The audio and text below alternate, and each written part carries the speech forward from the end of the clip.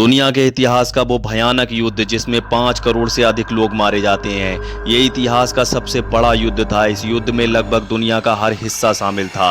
ये युद्ध इतना बड़ा था कि इस युद्ध को ख़त्म होने में पूरे 6 साल लग जाते हैं और ये युद्ध ख़त्म होता है जब जापान पर अमेरिका 2 परमाणु बम विस्फोट करता है, जिससे न जाने कितने मासूम और बेगुनाह लोग मारे जाते हैं और न जाने कब तक दुनिया इस विस्फोट से हुई महामारी को झेलती रहती है। तो आइए जानते हैं इस युद्ध के बारे में। Chaturgyan presenting world war 2 the global war. दोस्तों, इस दूसरे विश्व युद्ध की शुरुआत तो प्रथम विश्व युद्ध के बाद ही हो चुकी थी, मगर इसका रियल टाइम पीरियड शुरू होता है 1 सितंबर 1939 से, जो 6 साल 1 दिन के बाद 2 सितंबर 1945 को ख़त्म होता है। दोस्तों, ये युद्ध अलायंस पावर और एक्सिस पावर के बीच में लड़ा जाता है। अलायंस पावर में France, great Britain, United state of America, Soviet union और कुछ हद तक चीन शामिल होता है, जबकि एक्सिस पावर में जर्मनी, इटली, जापान एक साथ ये युद्ध लड़ रहे थे। एक्चुअल में इस युद्ध की शुरुआत होती है जब जर्मनी के तानाशाह एडोल्फ हिटलर अपनी सेना के साथ पोलैंड पर आक्रमण करता है।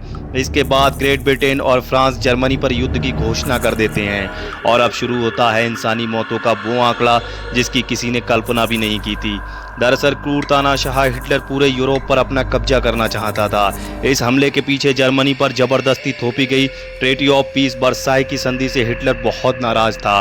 संधि ने जर्मनी से उसकी जमीन का एक बड़ा हिस्सा छीन लिया था और जर्मनी द्वारा दूसरे राज्यों पर कब्जा करने की पाबंदी लगा दी गई थी और जर्मन आर्मी को भी लिमिटेड कर दिया गया था। अब हिटलर अपनी नाजी पार्टी को तैयार करता है और फांसीवाद और नस्लवाद का प्रचार शुरू करता है। हिटलर वर्साई की संधि को पलट देने के लिए अपने चतुर भाषण से जर्मनी को धन वापस लाने और लेविंसराम में रहने के लिए अपने लोगों से वादा करता है। हिटलर साल 1933 में जर्मन चांसलर बनता है और आगे चलकर खुद को एक तानाशाह के रूप में स्थापित कर देता है। हिटलर खुले तौर पर वर्साई की संधि का उल्लंघन करता है और जर्मनी की सेना और हथियारों का खुफिया रूप से निर्माण शुरू करता है। हिटलर की इन खुफिया गतिविधियों के बारे में ब्रिटेन और फ्रांस को पता होता है और वो हिटलर को इग्नोर करते हैं, क्योंकि उनका मानना था कि एक मजबूत जर्मनी ही रूस के कम्युनिज्म के प्रसार को रोक सकती है, जबकि जर्मनी बहुत कमज़ोर है। फिर साल 1938 में म्यूनिख समझौता होता है, जिसमें ब्रिटेन और फ्रांस जर्मनी को चेकोस्लोवाकिया के उन क्षेत्रों में प्रवेश करने की अनुमति दे देते हैं जहां जर्मन भाषी लोग रहते हैं, क्योंकि जर्मनी ने वादा किया होता है कि बाकी चेकोस्लोवाकिया या किसी और देश पर आक्रमण नहीं करेगा।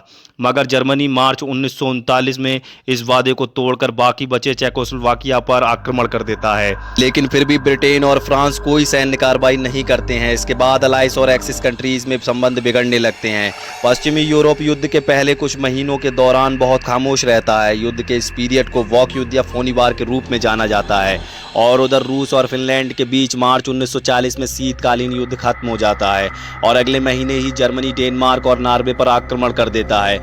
डेनमार्क तो तुरंत आत्मसमर्पण कर देता है, मगर नॉर्वे ब्रिटेन और फ्रांस की सहायता से जून 1940 तक जर्मनी का मुकाबला करता है और साल 1940 में जर्मनी ने फ्रांस में कठपुतली फ्रांसीसी विची सरकार के साथ युद्ध विराम पर हस्ताक्षर कर दिए और हिटलर ने फ्रांस पर विजय प्राप्त करने के बाद ब्रिटेन पर आक्रमण की तैयारी शुरू कर दी और फिर जर्मनी ब्रिटेन पर साल 1940 में जुलाई से सितंबर तक लगातार आक्रमण करता है। पूरी तरह से हवा में लड़ी जाने वाली पहली लड़ाई थी। हिटलर ने ब्रिटेन में हार का सामना करने के बाद रिब्बेनट्रॉप संधि को रद्द करके साल 1941 में रूस पर आक्रमण कर दिया।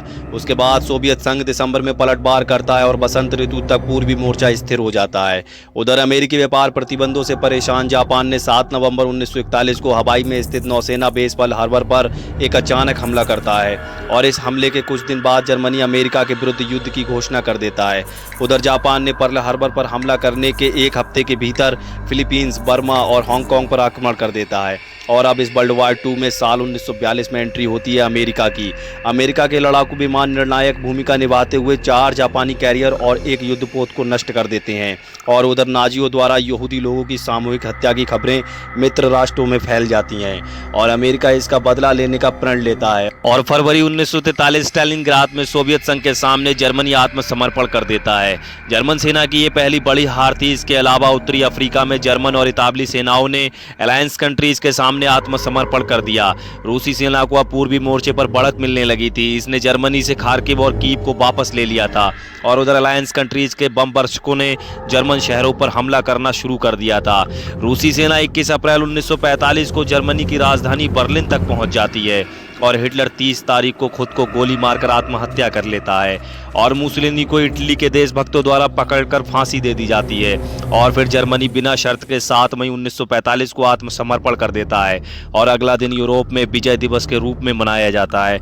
इस प्रकार यूरोप में युद्ध समाप्त हो जाता है, मगर उधर जापान अलायंस कंट्रीज पर आक्रमण के लिए योजनाएं तैयार करने में लगा होता है और कोई बड़े पैमाने पर जनहानि ना हो, इसलिए अमेरिकी राष्ट्रपति हैरी ट्रूमैन जापान के खिलाफ परमाणु बम के उपयोग को मंजूरी दे देते हैं।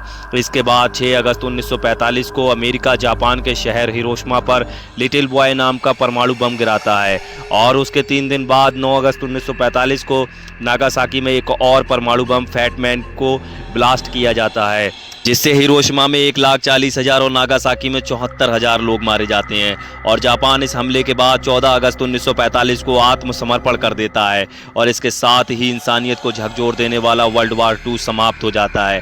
तो दोस्तों, ये थी वर्ल्ड वार 2 की वो पूरी गाथा जिसे हमने बहुत कम समय में समझाने की कोशिश की है।